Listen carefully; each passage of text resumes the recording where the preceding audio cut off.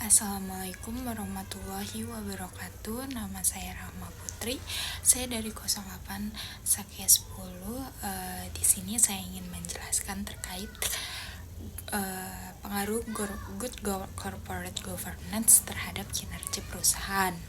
Pertama-tama, kita harus tahu apa sih pengertian good corporate governance itu sendiri. Good corporate governance adalah sistem atau tata kelola perusahaan yang baik untuk memastikan bahwa perusahaan yang dijalankan secara profesional, transparan, dan bertanggung jawab.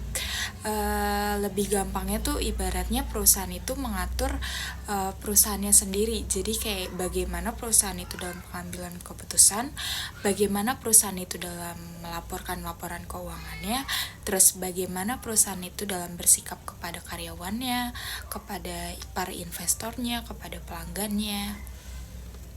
Nah, selanjutnya dalam good corporate governance ini terdapat 5 prinsip utama, yaitu transparansi, akuntabilitas, responsibilitas, independensi, dan yang terakhir ada keadilan. Yang pertama, transparansi. Jadi perusahaan itu harus secara terbuka memberikan informasi yang akurat dan relevan kepada kepada semua para kepentingan. Yang kedua itu ada akuntabilitas. Jadi setiap orang yang ada di perusahaan harus bertanggung jawab atas keputusan dan tindakan yang dilakukan. Yang ketiga itu ada responsibilitas. Jadi perusahaan itu harus patuh kepada hukum yang berlaku. Yang keempat itu ada independensi. Jadi setiap perusahaan mengambil keputusan itu tidak ada konflik kepentingan. Jadi keputusan yang diambil itu harus secara profesional dan objektif. Yang kelima itu keadilan. Jadi perusahaan harus memberlakukan semuanya itu secara rata, baik karyawannya atau para pemegang saham, investornya. Harus bersikap adil kepada semua pihak. Jadi, apa sih hubungannya good corporate governance dengan kinerja keuangan? Jadi, jika perusahaan menerapkan good corporate governance dengan tata kelola yang baik, dengan menerapkan 5 prinsip yang tadi saya sebutkan, itu insya Allah perusahaan tersebut akan berkelanjutan. Kita kasih contoh seperti perusahaan BCA.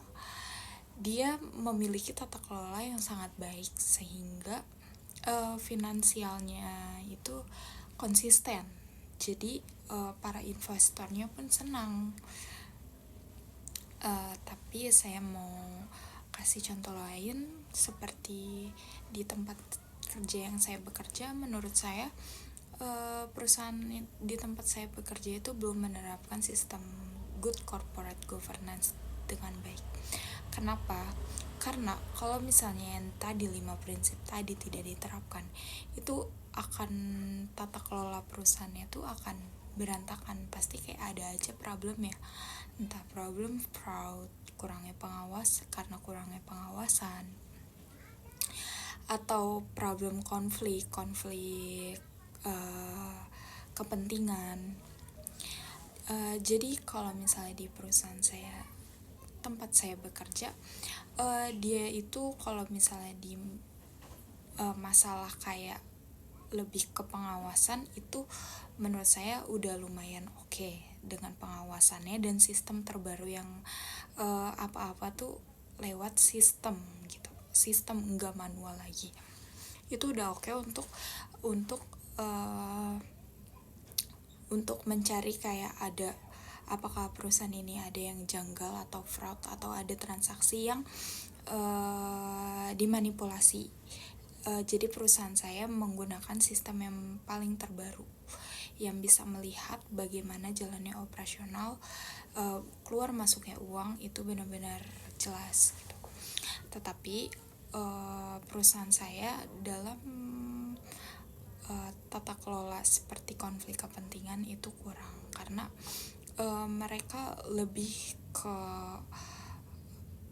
kalau misalnya mau ngambil keputusan itu mereka masih menggunakan konflik kepentingan. Contohnya, jika ada suatu problem terus ngambil keputusan A, Nah, keputusan A ini dapat mempengaruhi oknum tertentu. Oknum tertentu ini merupakan bawaan dari salah satu atasan yang terhormat. Nah, itu kita bukan kita, dari perusahaan saya tidak berani untuk membuat keputusan yang padahal itu tuh keputusannya yang adil gitu. Itu dari segi konflik kepentingan tuh tadi independensi ya. Dalam segi independensi, jadi perusahaan di tempat saya bekerja tuh kurang. Terus terkait kayak akuntabilitas, setiap orang yang ada perusahaan tersebut harus bertanggung jawab atas job desk-nya. Nah, di perusahaan saya itu belum sepenuhnya bahkan tidak sih menerapkan akuntabilitas itu, karena di kerjaan saya itu masih minim SOP dari masing-masing job desk. Terus juga kayak ibaratnya tuh banyak juga jadi banyak job desk di setiap orang itu yang masih bingung, terus juga bekerja tidak sesuai job desk-nya dan tidak merata gitu. Kayak ada yang job desk-nya itu banyak dan ada yang job desk-nya dikit. Jadi menurut saya perusahaan saya itu belum bisa menerapkan akuntabilitas, sehingga perusahaan di tempat saya bekerja itu belum sepenuhnya menerapkan GCG dengan baik. Sekian dari saya, mohon maaf jika banyak kurangnya atau yang kurang jelas dalam perkataan. Semoga apa yang disampaikan bermanfaat bagi yang mendengarkan dan bisa menambahkan ilmu. Sekian dari saya. Wassalamualaikum warahmatullahi wabarakatuh.